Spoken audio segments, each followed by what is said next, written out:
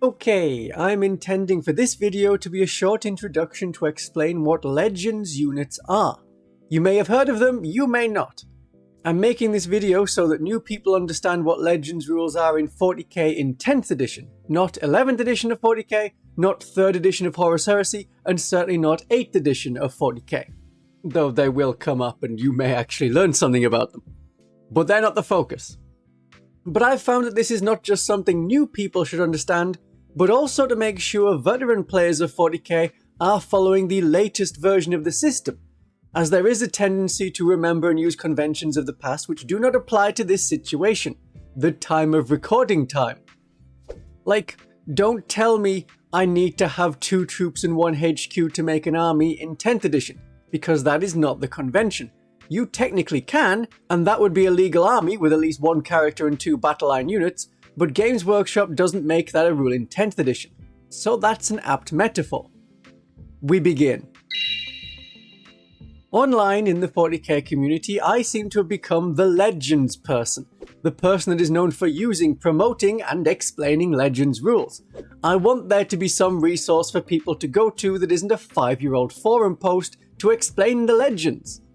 Already some people have commented either through a sense of humour or genuine belief that Legends mean you can't use that unit. That if you see a fully written out datasheet with rules written by Games Workshop, that those official rules are forbidden or not designed to be used. But why would Games Workshop write them? Why spend that time and someone's pay making them? Rather than start with what Legends rules are, it is better to start with what they were. Then you can understand where the outdated understanding of Legends comes from, which may match your current understanding, unfortunately incorrect understanding, of what Legends are. In its simplest form, models are no longer sold, but still have rules so that you can keep playing with the models you have bought and built and painted, and so you don't burn down Nottingham HQ. Unit rules are cheap to produce, rebuilding an office is not. And after writing 10,000 unit rules, what are 100 more? In much older 40k, like the middle age of 40k, around the 2000s, say 5th edition, if a unit was no longer sold, it wouldn't have rules in the codex, and that meant that you couldn't use the unit, unless there was something very similar looking to it that you could say, this thing is that thing. When 8th edition came around, Games Workshop saw that as an opportunity to introduce Legends. If there had previously been models, there should still be rules.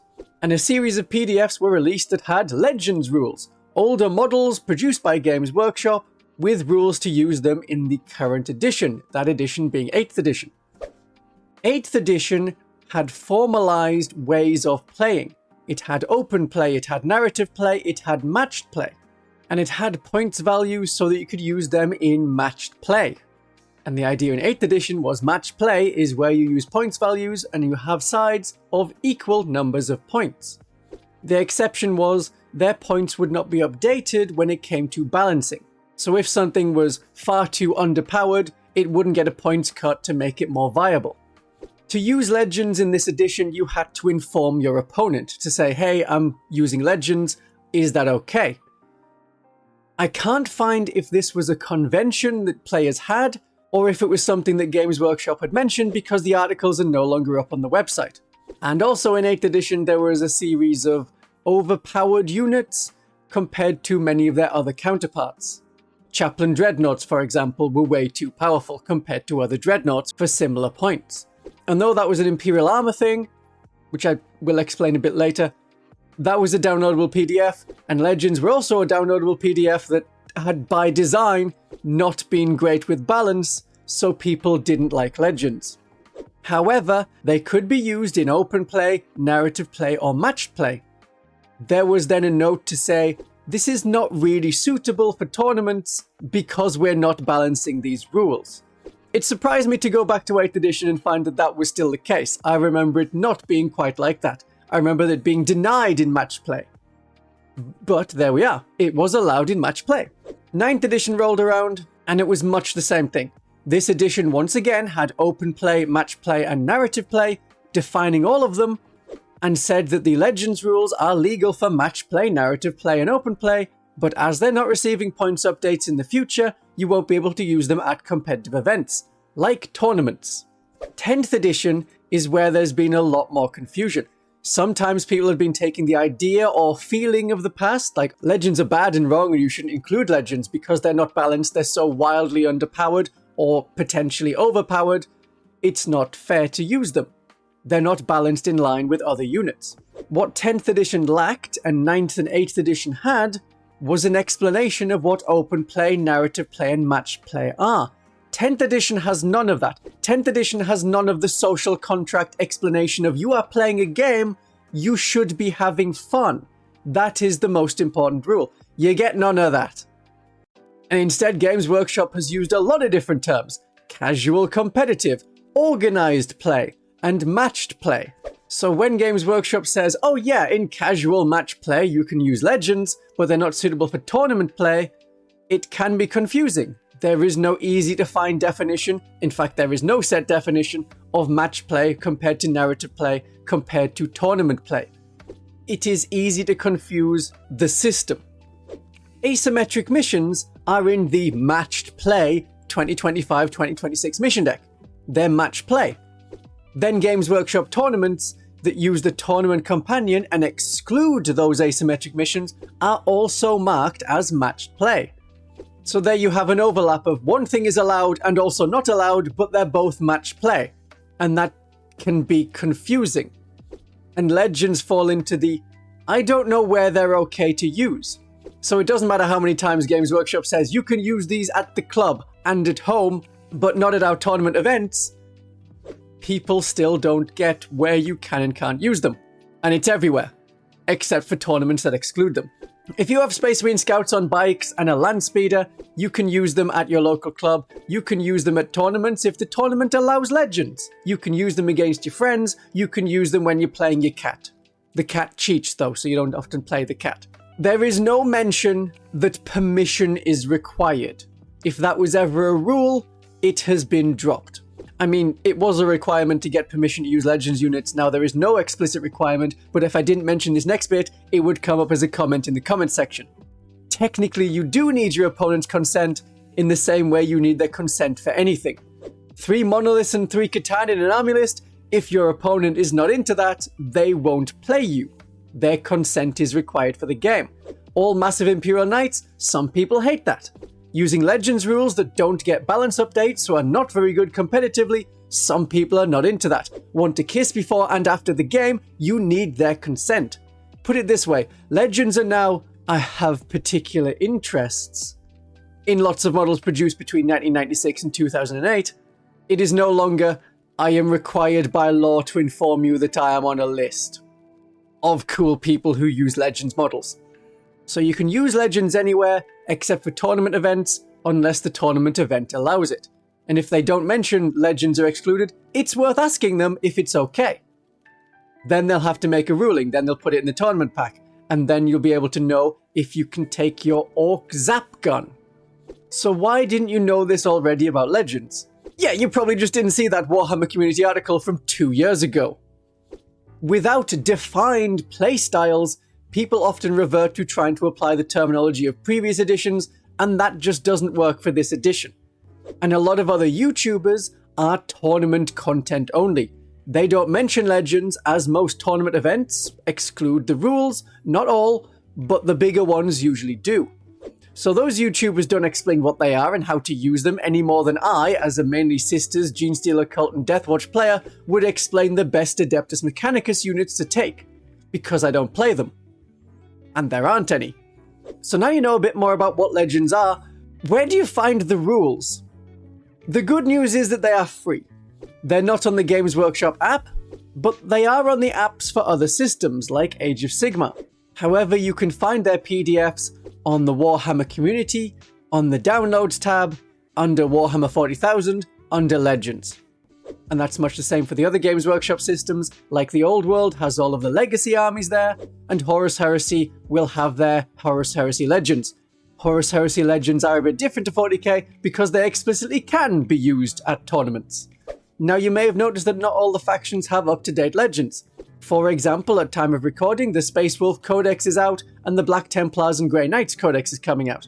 Legends rules for a faction are released 1 month after the Codex release. But not all units go to Legends, some are deleted, and then they're gone forever. But to make it more confusing, as a Codex comes out, people will comb through what is missing and say, these went to Legends. The person saying that has no insider knowledge about which units will get Legends rules. They are either saying, these units aren't here in the Codex, or these are units you cannot play with anymore. If their predisposition was, Legends units can't be used in any games, and to them it doesn't matter if the units have Legends rules or not, they are not going to play with those models anymore.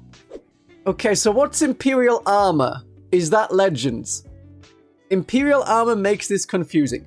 Imperial Armour rules are unit rules, and they're available on the Games Workshop website, much like Legends. But Imperial Armour units are also on the app.